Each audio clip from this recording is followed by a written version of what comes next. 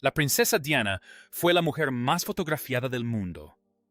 Pero tras los flashes se desarrollaba una compleja batalla legal que el palacio jamás imaginó.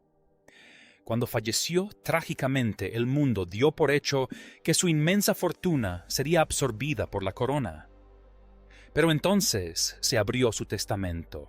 Resulta que Diana hizo una maniobra secreta para asegurar que su patrimonio fuera a parar a una fuente específica. Una maniobra tan controvertida que su propia familia acudió a los tribunales para intentar revertirla. Desde cartas ocultas con deseos hasta un fondo multimillonario para la libertad, la verdad sobre quién heredó realmente el legado de Diana explica por qué la familia real es como es hoy. No se trataba solo de dinero, se trataba de la única persona en la que confiaba para continuar su rebelión. ¿Fue entonces el último acto de protección de una madre? ¿O un ataque calculado contra la monarquía? No te pierdas el final, porque lo que contenía ese testamento cambia todo lo que creíamos saber sobre la princesa del pueblo. Los humildes comienzos de la princesa Diana, la infancia que forjó a una rebelde. La princesa Diana nació el 1 de julio de 1961 en Park House, Sandringham, Norfolk, siendo la cuarta de 5 hijos de John Spencer, hijo del conde Althorp, y Francis Spencer, hijo de la condesa Althorp. Llegó al seno de una familia estrechamente ligada a la historia de la realeza. Durante generaciones, los Spencer habían frecuentado los mismos círculos que la corona. Las dos abuelas de Diana habían servido como damas de compañía de la reina Isabel, la reina madre. Las conexiones con la realeza no eran algo que Diana fuera a adquirir con el tiempo. Estaban presentes desde el principio. Pero bajo los títulos y las tradiciones, la decepción acechaba en el ambiente. Sus padres esperaban un varón para que continuara el linaje familiar y no se eligió ningún nombre durante toda una semana. Cuando finalmente se decidieron por Diana Frances, honraron a su madre y a una tía lejana, quien en su momento también había sido considerada como posible princesa de Gales. En el seno familiar, la joven Diana recibió el apodo de Dutch, un discreto reflejo de la seguridad propia de una duquesa que ya mostraba desde niña. Fue bautizada ese agosto en la iglesia de Santa María Magdalena en Sandringham y creció junto a sus hermanas Sarah y Jane y su hermano menor Charles. Pero antes de que Diana diera su primer respiro, la pérdida ya había afectado a la familia. Un hermano pequeño, John, había fallecido poco después de nacer un año antes. La presión por tener un heredero varón no hizo más que aumentar después de eso, lo que llevó a su madre a someterse a humillantes exámenes médicos en Harley Street, Londres. Años después, el hermano de Diana describiría ese período como devastador para sus padres. La fractura emocional que probablemente condujo a su divorcio. Diana pasó sus primeros años en Park House, una casa alquilada a la reina Isabel II, a quien Diana llamaba tía Lily. La familia real veraneaba cerca en Sandringham House, y Diana jugaba con los príncipes Andrés y Eduardo como cualquier otro niño del vecindario. Desde fuera parecía el comienzo de un cuento de hadas. Pero por dentro, la situación ya se estaba tornando tensa. Cuando Diana tenía 7 años, el matrimonio de sus padres finalmente se derrumbó. Su madre inició posteriormente una relación con Peter Shandkid y se volvió a casar en 1969. Durante la separación, Diana vivió brevemente con su madre en Londres, pero esa Navidad su padre se negó a dejarla regresar con el apoyo de su ex-suegra Lady Fermoy. Obtuvo la custodia y Diana se quedó con él a partir de entonces. En 1976 se produjo otro cambio cuando su padre volvió a casarse con Reine Condesa de Dartmouth. La relación entre Diana y su madrastra se tornó tensa casi de inmediato. Diana veía a Rain como una abusadora y la tensión entre ambas era constante, palpable e irresoluble. En una ocasión, Diana empujó a su madrastra por las escaleras. Años después, Diana describiría su infancia como muy infeliz e inestable.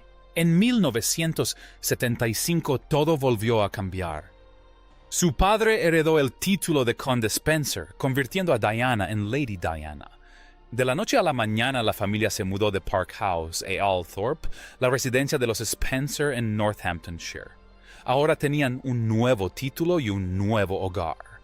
Pero la inestabilidad emocional la acompañó incluso dentro de aquellos imponentes muros. Su educación se desarrolló de forma fragmentada. Comenzó su educación en casa bajo la tutela de Gertrude Allen antes de asistir a la escuela privada Silfield en Norfolk. A los 9 años fue enviada a Riddlesworth Hall, un internado femenino cerca de The Ford. En 1973 se unió a sus hermanas en la escuela West Heath Girls en Kent. Los estudios nunca fueron fáciles para ella. Suspendió los exámenes de nivel 2 veces. Pero los profesores notaron algo más: su bondad, su empatía, su instinto de ayudar a los demás. Recibió un premio escolar por su espíritu comunitario, una señal temprana de la compasión que más tarde definiría su vida pública. Dejó la escuela a los 16 años. Sus amigos la recordaban como extremadamente tímida durante esos años. Sin embargo, bajo esa apariencia se escondían fortalezas. Tocaba el piano, destacaba en natación y buceo, estudió ballet y claqué. Cuando las palabras le fallaban el movimiento, tomaba el relevo. A mediados de la década de 1970, Diana comenzó a trabajar como voluntaria en un hospital psiquiátrico en Kent. En 1978 trabajó como niñera en Hampshire.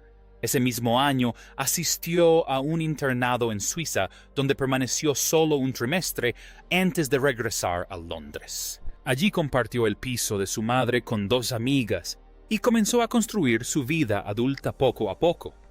Tomó cursos avanzados de cocina, trabajó en empleos mal pagados y dio clases de baile a jóvenes hasta que un accidente de esquí la obligó a guardar reposo durante 3 meses.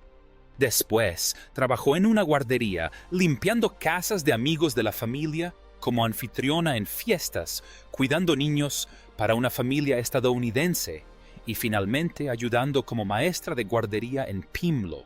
En julio de 1979, su madre le regaló un pequeño apartamento en Cohern Court, en Earls Court, por su 18º cumpleaños.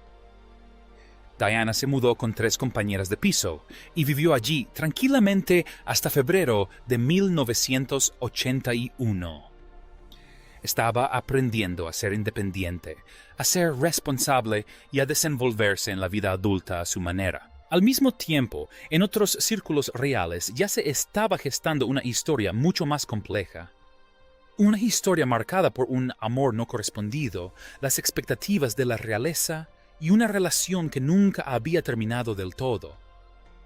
Y esa historia estaba a punto de cruzarse con la de Diana de una forma que cambiaría sus vidas para siempre. El triángulo amoroso que destrozó a la princesa Diana. El triángulo amoroso entre la princesa Diana, el rey Carlos III y la reina Camila sigue siendo uno de los enredos reales más complejos y emotivos de la historia moderna.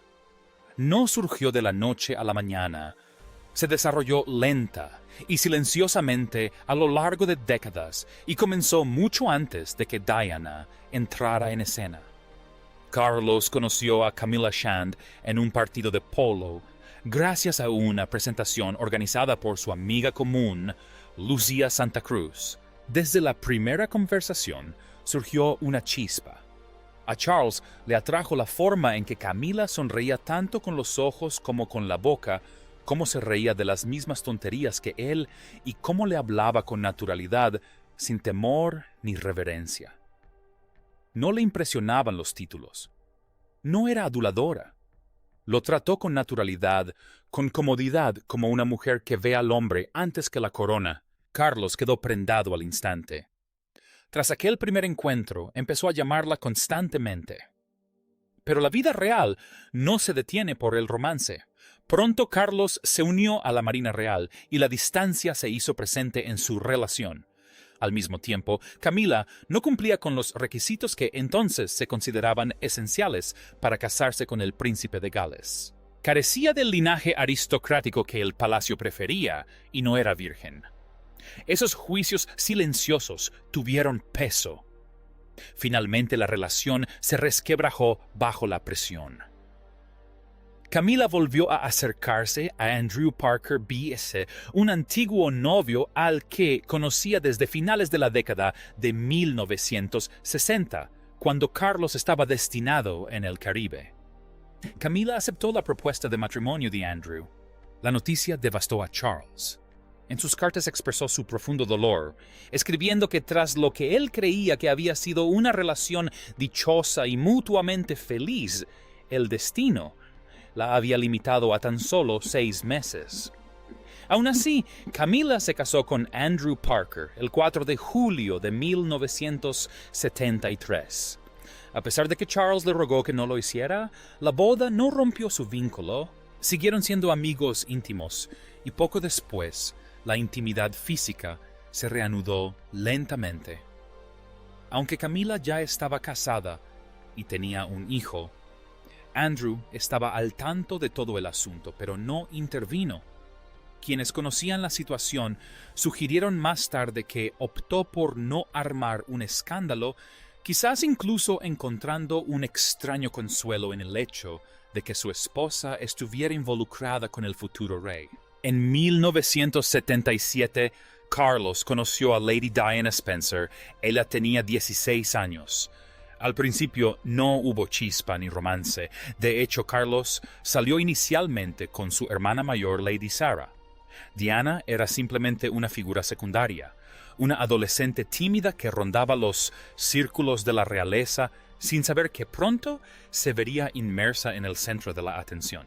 Para 1980, todo había cambiado. Carlos volvió a ver a Diana y esta vez empezó a verla de otra manera. Era joven hermosa, ajena a cualquier escándalo. Encajaba a la perfección con la imagen real. Diana empezó a acompañarlo a Balmoral y Sandringham. Asistía a sus partidos de polo. Camila también estaba allí a veces. La prensa se dio cuenta. Las especulaciones estallaron. Y bajo esa presión Carlos se apresuró a proponerle matrimonio. En febrero de 1981. Carlos y Diana anunciaron su compromiso. El mundo los coronó como una pareja de cuento de hadas. Pero las grietas aparecieron casi de inmediato. Cuando le preguntaron si estaban enamorados, Diana respondió que sí. Carlos dudó y respondió: lo que sea que signifique estar enamorado. Se habían visto solo 12 veces antes de comprometerse. Se casaron el 29 de julio de 1981, en lo que se conoció como la boda del siglo. El príncipe William nació en 1982 y el príncipe Harry en 1984. Más tarde, Diana diría que esos primeros años fueron los más cercanos a la felicidad que ella y Carlos experimentaron.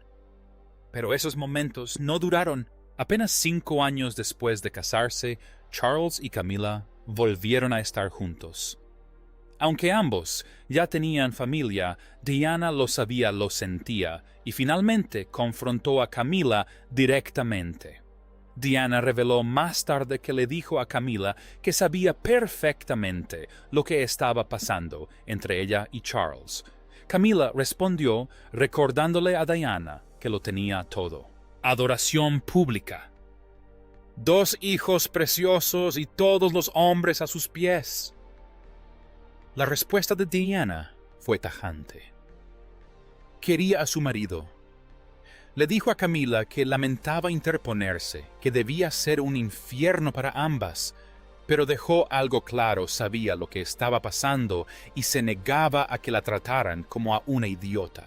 En 1992, el romance salió a la luz pública. Se filtraron a la prensa. grabaciones íntimas de conversaciones telefónicas entre Carlos y Camila, incluida la infame conversación sobre los tampones. Casi al mismo tiempo, Andrew Morton publicó Diana, cuya verdadera historia había sido manipulada en secreto por la propia Diana. En diciembre de ese año, Carlos y Diana anunciaron oficialmente su separación. En 1994, Carlos admitió públicamente su infidelidad y señaló a Camila como la otra mujer. Diana confirmó su propia aventura con el profesor de escritura James Hewitt. Camila describió posteriormente ese período como horrible, afirmando que el escrutinio de la prensa era insoportable y que sobrevivió solo gracias a su familia. En un momento que se convirtió en leyenda, Carlos concedió una sincera entrevista televisiva. Esa misma noche, Diana apareció con un atrevido vestido negro en la Serpentine Gallery de Londres. El mundo lo bautizó como el vestido de la venganza. No siguió el protocolo real. Recuperó el protagonismo. En 1995, Camila y Andrew Parker, B.S., anunciaron su divorcio. Ese mismo año, Diana se sentó para su explosiva entrevista con BBC Panorama y pronunció la infame frase: «Éramos 3 en este matrimonio, así que la fila estaba un poco llena». Carlos y Diana finalizaron su divorcio el 28 de agosto de 1996. Al año siguiente, Diana salió con el cirujano cardíaco Hashnat Khan y el empresario Dodi Fed. Luego, en 1997, todo se derrumbó cuando Diana murió en un accidente automovilístico en París. Carlos voló a Francia para repatriar su cuerpo. En Londres, miles de personas se congregaron en las calles, en silencio, con flores en mano, para llorar la muerte de la mujer que entró en la vida real siendo una adolescente tímida y la abandonó convertida en un icono mundial. 2 años después, Carlos y Camila aparecieron juntos en público por primera vez. En 2003, Camila se mudó a Clarence House y en febrero de 2005, Carlos y Camila anunciaron su compromiso. Se casaron el 9 de abril de 2005 en una ceremonia civil en el Windsor Guildhall, seguida de una bendición en la capilla de San Jorge. El triángulo amoroso finalmente se resolvió, pero el daño ya estaba grabado en la historia, porque Diana no solo se vio atrapada entre un hombre y su primer amor, sino que se vio inmersa en un sistema que nunca le dio cabida a su corazón, obligada a competir con una relación que nunca terminó del todo. Y ese silencioso desequilibrio fue lo que convirtió un cuento de hadas en una de las tragedias reales más dolorosas que el mundo haya presenciado. Como la princesa Diana transformó a la familia real sin pedir permiso. La princesa Diana tenía la costumbre de hacer las cosas a su manera. Mucho antes de convertirse en la mujer más fotografiada del mundo, Diana ya se salía de las expectativas de la realeza. A pesar de ser Lady Diana Spencer, hija del 8º conde, Spencer trabajaba en Londres como niñera y maestra de preescolar. Esa decisión marcó un hito histórico. Se convirtió en la primera novia de la realeza en tener un trabajo remunerado antes de su compromiso. Se suponía que las mujeres de la realeza no debían ganar un salario. Se esperaba que llegaran sin haber experimentado la vida cotidiana. Diana llegó con experiencia en el mundo real. Luego llegó el anillo. El rey Carlos III le regaló a Diana lo que se convertiría en uno de los anillos de compromiso más icónicos de todos los tiempos, un zafiro rodeado de diamantes. Pero en lugar de encargar una pieza a medida como dictaba la tradición real, Diana eligió el anillo directamente del catálogo de Guard. Ella no esperó a que el protocolo decidiera por ella, eligió lo que le inspiraba. Ese mismo anillo pasaría más tarde a manos del príncipe Guillermo, quien se lo regaló a Catalina, princesa de Gales, cuando le propuso matrimonio. Hoy en día, rara vez se ve a Kate sin él, un discreto recordatorio de que las decisiones de Diana siguen influyendo en la siguiente generación. Pero la rebeldía de Diana no se limitó a las joyas. En su boda de 1981, eliminó la palabra obedecer de sus votos. En su lugar prometió amar, consolar, honrar y cuidar de Carlos en la salud y en la enfermedad. Esto causó controversia en su momento. Otras novias de la realeza seguirían prometiendo obediencia en los años posteriores, pero Diana había marcado un límite, y finalmente, tanto Kate Middleton como Meghan Markle siguieron su ejemplo excluyendo a Obi de sus propias ceremonias. Otra revolución silenciosa. También redefinió la maternidad real. Hasta 1977, los nacimientos reales se celebraban en casa, incluso el de la propia reina Isabel II. Diana cambió eso. Ella y Carlos presentaron a sus hijos recién nacidos al mundo fuera del ala lindo del Hospital St. Mary's. Ese momento se convirtió en tradición. Más tarde, William y Kate lo repetirían con sus 3 hijos. Dentro del palacio, la crianza de los jóvenes miembros de la realeza solía quedar en manos de niñeras mientras los padres cumplían con sus deberes oficiales. Diana rechazó esa distancia. Hizo de la maternidad su prioridad. En marzo de 1983 llevó a William de 9 meses de gira oficial por Australia y Nueva Zelanda, algo totalmente inaudito en aquel entonces. Quería tener a sus hijos cerca. Quería que tuvieran los pies en la tierra. Insistió en que William asistiera a una escuela pública, convirtiéndolo en el primer heredero al trono británico en hacerlo. Rechazó los tutores reales y la educación en casa. Quería que pintara con los dedos junto a otros niños. Prefería los parques infantiles a los pasillos del palacio. Quería que conociera la vida más allá de los privilegios. Pero no se detuvo ahí. Diana se aseguró de que sus hijos experimentaran lo que ella llamaba una infancia normal. Eso significaba parques temáticos, transporte público, hamburguesas de McDonald's, momentos que les recordaran que el mundo era más grande que los títulos y las tiaras. Mientras que otros miembros de la realeza mantenían la compostura, Diana hablaba abiertamente de su dolor. Cuando su matrimonio se desmoronó, no se escondió tras los muros del palacio. Carlos y Diana se separaron en 1992. Ese mismo año, Diana concedió una entrevista explosiva al programa Panorama de la BBC, donde expuso la cruda realidad de su matrimonio. «Éramos 3 en este matrimonio», dijo. Así que estaba un poco apretado, refiriéndose a Camila. No lo suavizó, lo asumió y siguió rompiendo el protocolo de maneras que parecían insignificantes, pero que tenían un peso enorme. La reina era conocida por usar guantes y sombreros en sus compromisos públicos. Diana los abandonó. Quería el contacto directo, quería tomar de la mano, quería tocar a la gente cuando la conocía.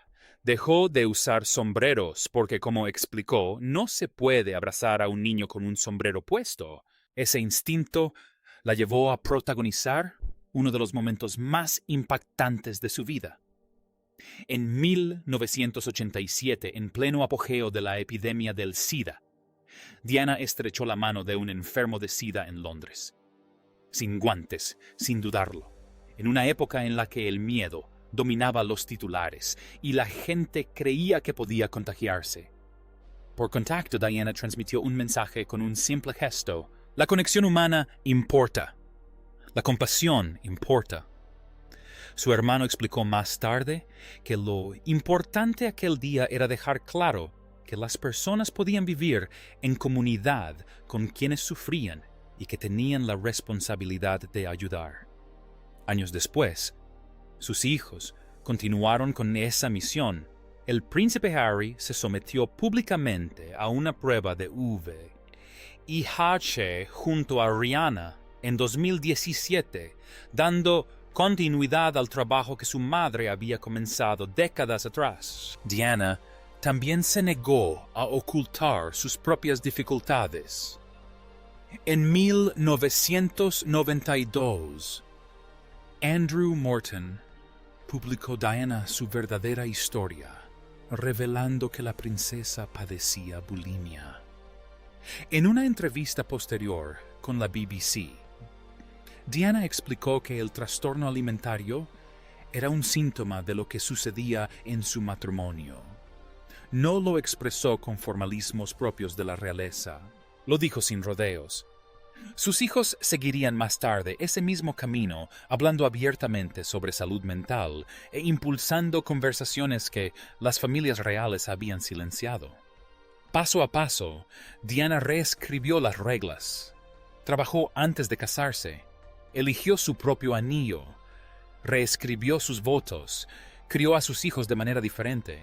Ella tocó lo intocable y dijo verdades incómodas. La princesa Diana no solo lució la corona, redefinió discretamente lo que significaba llevarla. Cada límite que cruzó se convirtió en una puerta de entrada para las monarcas que la sucedieron, demostrando que a veces las rebeliones más poderosas no son ruidosas. Se manifiestan en las decisiones, en la compasión, en la negativa a desaparecer dentro de la tradición. Así fue como Diana transformó la monarquía desde dentro. ¿Quién heredó la fortuna de la princesa Diana? Cuando la princesa Diana falleció en 1997, dejó de ser oficialmente miembro de la familia real. Pero eso no significó que se marchara sin luchar. Detrás de las flores, el luto mundial y la imagen de dos niños pequeños caminando tras el ataúd de su madre Diana dejó un legado importante. Una herencia compleja, un testamento controvertido y un legado financiero que cambiaría el resto de la vida de sus hijos. A primera vista parecía sencillo. Sus dos hijos, el príncipe William y el príncipe Harry, eran los herederos obvios, pero en realidad, recibir la herencia de Diana resultó ser todo menos fácil. Su testamento había sido redactado en 1993 durante su separación del rey Carlos III. En aquel entonces, Diana había heredado recientemente 5 millones de libras esterlinas de su padre, y ese dinero constituyó la base del testamento. Nunca lo actualizó tras su divorcio en 1996. Un año después, falleció. Para alguien de la talla de Diana, cabría suponer que todo estaba meticulosamente organizado y protegido tras los muros del palacio. Pero no fue así. La historiadora real, Marlene Koenig, explicó posteriormente que algunos describieron el testamento de Diana como poco original, convencional e incluso descuidado. Y dado que Diana ya no era miembro activo de la realeza, no se mantuvo en privado. Sus finanzas se hicieron públicas para cuando falleció en agosto de 1997. El patrimonio neto de Diana superaba los $21 millones, aproximadamente $31 millones. En aquel entonces, su fortuna ascendía a 5 millones de libras. Esta cifra incluía efectivo, inversiones, joyas, ropa y los 16 millones de libras que había recibido de Carlos en su acuerdo de divorcio. Sin embargo, no todo ese patrimonio llegó directamente a sus hijos. Guillermo y Enrique figuraban como beneficiarios principales y de hecho recibieron la mayor parte de los bienes de Diana. Pero una vez aplicados los impuestos y tasas, casi la mitad de su herencia desapareció. Aquí es donde la cosa se complica. Según la ley británica, Carlos tenía el derecho legal de reclamar los 16 millones de libras del acuerdo de divorcio de Diana, ya que ella falleció un año después de recibirlo. Si hubiera ejercido esa opción, Guillermo y Enrique solo habrían pagado impuestos sobre los 5 millones de libras que Diana heredó de su padre. Charles podría haber reinvertido la suma mayor por separado para sus hijos. No lo hizo. En cambio, le aconsejaron que dejara el dinero dentro del patrimonio de Diana y que pagara impuestos sobre él. El resultado fue la pérdida de millones antes de que William y Harry tuvieran acceso a su herencia. Incluso entonces no recibieron todo de golpe. Además del patrimonio principal, se creó un fondo discrecional para los príncipes y sus futuras familias. Aproximadamente 100,000 libras esterlinas se destinaron a dicho fondo y los intereses generados les siguen beneficiando con el tiempo. Ahora que ambos hermanos están casados, sus esposas Catalina, princesa de Gales, y Meghan Markle también pueden disponer de él. Pero Diana había dejado algo más. Al día siguiente de firmar su testamento, escribió una carta privada expresando sus deseos. Si bien no tenía validez legal, revelaba lo que realmente quería. En ella, Diana solicitaba que el 75% de sus joyas y pertenencias personales conocidas en el Reino Unido como bienes muebles se dividiera a partes iguales entre William y Harry. También expresó su esperanza de que sus futuras esposas algún día usaran sus joyas. Esa parte se hizo realidad. William le propuso matrimonio a Kate con el anillo de compromiso de zafiro de Diana. Desde entonces, Kate ha usado la tiara y los pendientes de zafiro de Diana. Posteriormente, Meghan apareció luciendo la pulsera de diamantes Cartier de Diana durante su entrevista con Oprah Winfrey. Pero la carta de Diana iba más allá. Solicitó que el 25% restante de sus bienes personales se repartiera entre sus 17 ahijados. Eso nunca sucedió porque la carta no formaba parte del testamento formal y carecía de validez legal. Los administradores del patrimonio de Diana, incluyendo a su madre y su hermana mayor, optaron por ignorar esa petición. En lugar de recibir recuerdos significativos, los ahijados se quedaron con lo que algunos describieron posteriormente como objetos vacíos, figuritas de caza-vajilla y utensilios para el café. Diana había intentado proveer para todos, pero solo sus hijos se beneficiaron realmente. Tras la distribución de las joyas y la creación del fondo discrecional, el resto del patrimonio de Diana se depositó en un fideicomiso conocido como patrimonio residual. La intención original de Diana era clara: William y Harry heredarían el fideicomiso al cumplir 25 años. Pero eso tampoco sucedió. Los directivos solicitaron una modificación legal conocida como acuerdo que retrasaba el acceso total durante 5 años. Los hermanos podían recibir intereses del fideicomiso a los 25 años, pero el capital permanecía bloqueado hasta que cumplieran los 30. Para cuando finalmente tomaron el control, cada hijo recibió alrededor de 10 millones de libras. Algunas de las pertenencias más simbólicas de Diana siguieron ese mismo patrón. Su vestido de novia, diseñado por David y Elizabeth Emanuel y famoso por su espectacular cola de 7,6 metros, no fue entregado a William y Harry de inmediato. Durante años el vestido perteneció al hermano de Diana, Charles Spencer. Parte del año se exhibía en Althorp y el resto del tiempo viajaba por el mundo prestado a museos y exposiciones, recaudando fondos para obras benéficas. En el 30º cumpleaños de Harry, en septiembre de 2014, el vestido de seda finalmente pasó a manos de los hijos de Diana. En 2021 se exhibió en el Palacio de Kensington como parte de una exposición de moda real. Luego estaban los recuerdos. Tras la muerte de Diana, cada hermano pudo elegir un objeto personal de entre sus pertenencias en el Palacio de Kensington. William eligió el reloj Cartier Tank Francis de Diana, una pieza de oro que le había regalado su abuelo. Tras su divorcio, Diana lo usó constantemente y William creía que su madre querría que él también lo tuviera. Harry eligió el anillo de compromiso de zafiro y diamantes que Carlos le había comprado a Diana en 1981. Pero los hermanos hicieron un pacto: quien se casara primero usaría el anillo. Cuando William se preparaba para proponerle matrimonio a Kate, Harry se lo entregó sin dudarlo. Harry honró a su madre de otra manera. Al diseñar el anillo de compromiso de Meghan, colocó 2 diamantes de la colección personal de Diana a cada lado de la piedra central, su presencia entretejiéndose sutilmente en su futuro.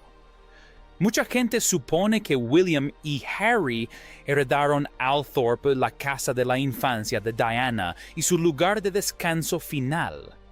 No fue así. Althorpe es la residencia ancestral de la familia Spencer, no propiedad real. Pasará a manos del sobrino de Diana, Louis Spencer, no a las de sus hijos. La fortuna de Diana fue a parar a William y Harry, pero su casa no. Hoy en día sus trayectorias financieras son muy diferentes. Aunque recibieron herencias iguales de su madre, el patrimonio neto de William supera con creces el de Harry, principalmente debido a su futuro papel como rey. Se estima que la fortuna de William supera los $1,000 millones. La de Harry ronda los 60 millones, pero Diana nunca tuvo en cuenta este desequilibrio en su testamento. Para compensarlo, Carlos creó discretamente un fideicomiso aparte para Harry. La bisabuela de Diana, la reina madre, hizo lo mismo. Harry recibió pagos a los 21 y a los 40 años. Esa herencia también le brindó a Harry algo más libertad. En su entrevista de 2021 con Oprah Winfrey, Harry reveló que el dinero de Diana les ayudó a él y a Meghan a alejarse de sus deberes reales y a reconstruir sus vidas en Estados Unidos. Incluso después de su muerte, Diana seguía protegiendo a su hijo menor, creando vías de escape. La princesa Diana no solo dejó dinero, dejó influencia, y al final ese pudo haber sido su movimiento más poderoso. ¿Qué opinas de la princesa Diana? Déjanos tu opinión en los comentarios. No olvides darle me gusta, compartir y suscribirte. Además, haz clic en el siguiente video que aparece en tu pantalla.